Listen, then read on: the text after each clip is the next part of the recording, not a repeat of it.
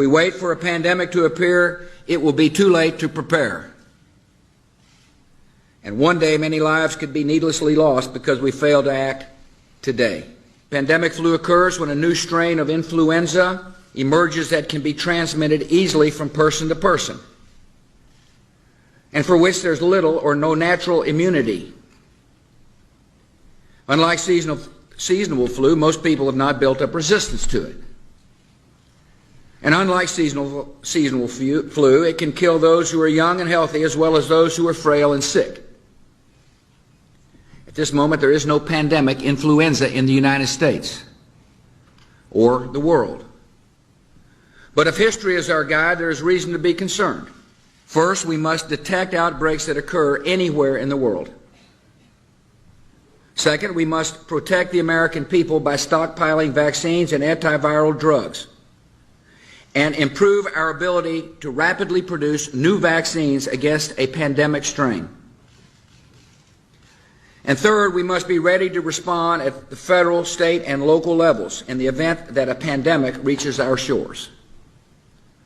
To meet these three goals, our strategy will require the combined efforts of government officials and public health, medical, veterinary, and law enforcement communities, and the private sector. It will require the active participation of the American people. And it will require the immediate attention of the United States Congress, so we can have the resources in place to begin implementing this strategy right away.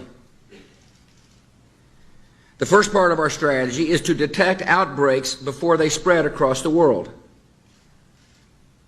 In the fight against avian and pandemic flu, early detection is our first line of defense.